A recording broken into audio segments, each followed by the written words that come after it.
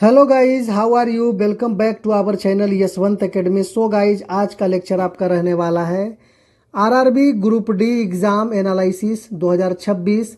ये आपका 20 अगस्त का सेकेंड शिफ्ट का रहने वाला है रियल क्वेश्चंस के साथ।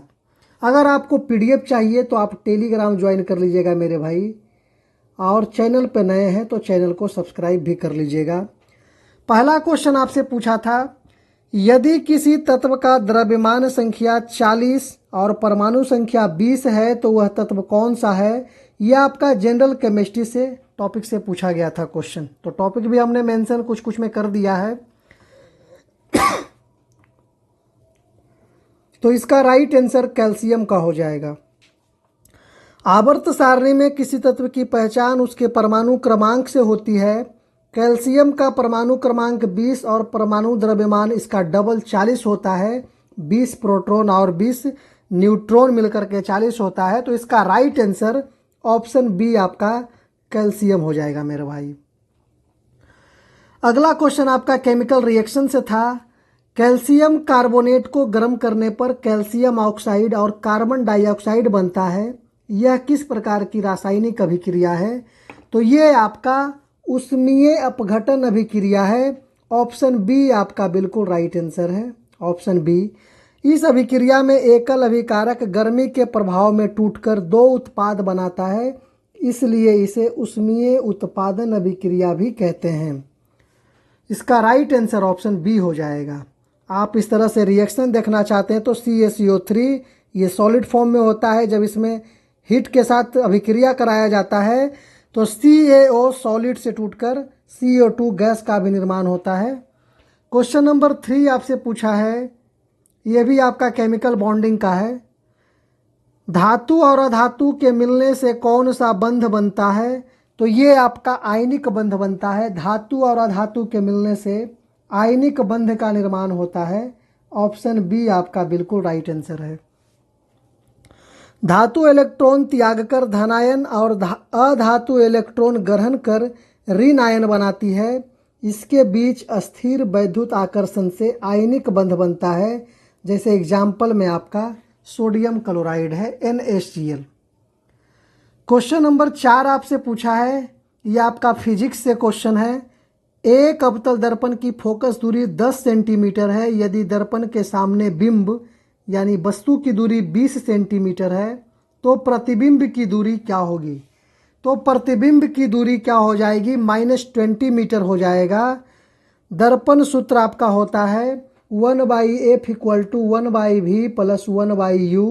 तो 1/f दे दिया है आपका 1/-10, क्योंकि अवतल दर्पण है तो माइनस आपका लग जाएगा। और 1/v आपका दिया है, 1/v आपको निकालना है -1/20। आप 1/20 को ले जाइएगा तो 1/-10 इधर प्लस हो जाएगा आपका 1/20। इसका एलसीएम आपका हो जाएगा 20, तो हो जाएगा 10 दूनी 20, 2 -2 और आपका हो जाएगा +1 -1/10। इसका बिल्कुल राइट आंसर हो जाएगा। -1/10 कहाँ गया? चलिए, -1/20 भी = -20 सेंटीमीटर। 10 नहीं, 20 यहाँ है। तो ये आपका बिल्कुल राइट आंसर हो जाएगा, ऑप्शन बी बिल्कुल राइट आंसर हो जाएगा।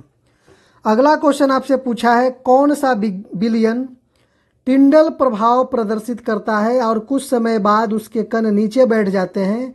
तो इसका राइट आंसर हो जाएगा सस्पेंशन, निलंबन बिल्कुल सही हो जाएगा। ऑप्शन सी आपका बिल्कुल राइट आंसर है।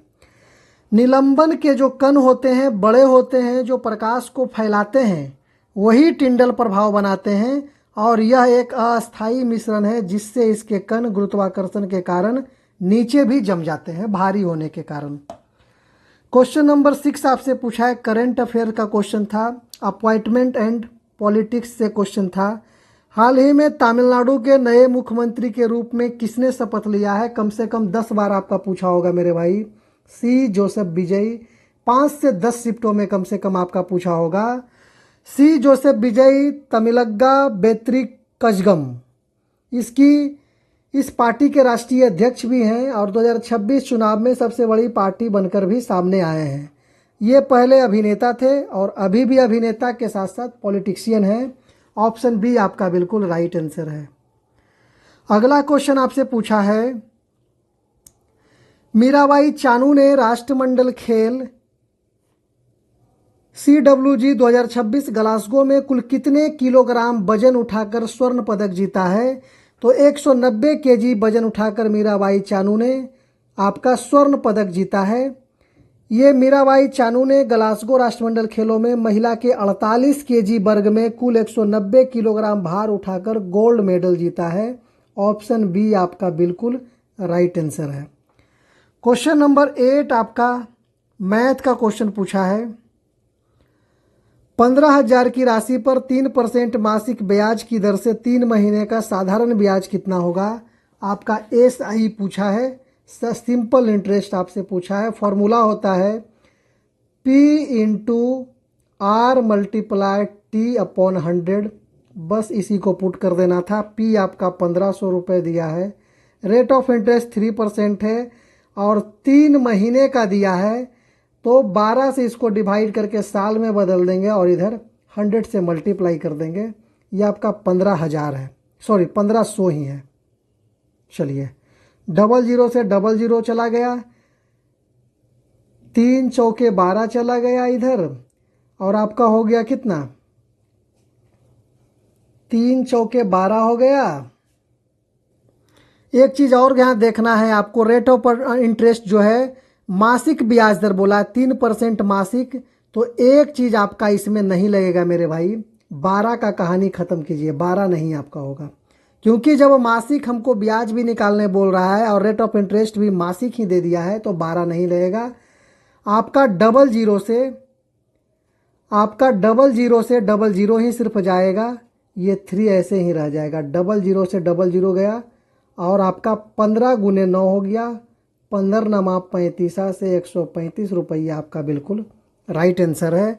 ऑप्शन ए आपका बिल्कुल राइट आंसर है। क्वेश्चन नंबर 9 आपसे पूछा है, संयुक्त राष्ट्र के खाद्य एवं कृषि संगठन FAO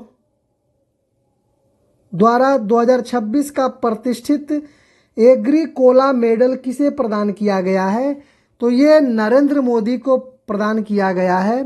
रोम स्थित संयुक्त राष्ट्र FAO ने वैश्विक खाद्य सुरक्षा, टिकाऊ कृषि और ग्रामीण विकास में योगदान के लिए भारतीय प्राइम मिनिस्टर नरेंद्र मोदी को यह सर्वोच्च पदक दिया है। ऑप्शन बी आपका बिल्कुल राइट आंसर है। क्वेश्चन नंबर 10 आपसे पूछा है, एक समचतुर्भुज यानी रोम्बस के विकर्ण क्रमशः 20 सेंटीमीटर, 40 सेंटीमीटर समचतुर्भुज का क्षेत्रफल और परिमाप ज्ञात कीजिए। तो आप इसका समचतुर्भुज का क्षेत्रफल हो जाएगा 400 सेंटीमीटर स्क्वायर और परिमाप हो जाएगा 40√5। एरिया आपको पता है क्या होता है, half into D1 minus D1 multiply D2, मतलब पहला विकर्ण गुने दूसरा विकर्ण, तो हाफ मल्टीप्लाई 20 और 40, 2 से कट जाएगा 10 बार में, 40 दहे के 400 सेंटीमीटर आपका एरिया आ गया। और दूसरा चीज़ आपका परिमाप पूछा है, तो साइड आपका क्या हो जाएगा, √D1/2 का होल स्क्वायर और प्लस D2/2 का होल स्क्वायर, √10 यानी 20 अगर है, 20 का स्क्वायर अगर है तो ये कट के 10 हो जाएगा, और जहाँ 40 है 40/2 कट के आपका हो जाएगा, इसका स्क्वायर है तो 20 का स्क्वायर हो जाएगा। तो 10 का स्क्वायर 100 और प्लस 20 का स्क्वायर 400, तो हो जाएगा कितना आपका हो जाएगा √500, 500 जिसको 10√5 बोल सकते हैं। इसको हम तोड़ लेंगे 500 को 100 गुना 5 में, 100 गुना 5 में इसको हम तोड़ेंगे तो 100 का √10, 5 रूट के अंदर ही रह जाएगा।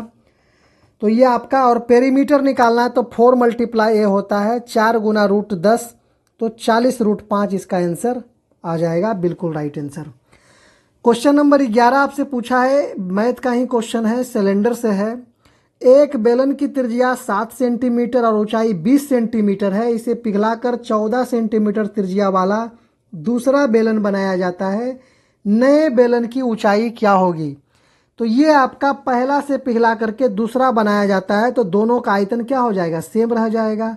दोनों का आयतन सेम हो जाएगा तो कांस्टेंट टर्म हो जाएगा pi R1 square H1 equal to pi into R2 square H2। आपका पाई से पाई काट दीजिए, आपका ये दोनों का रेशियो बनेगा R1 मल्टीप्लाई H1 और equal to R2 multiply H square.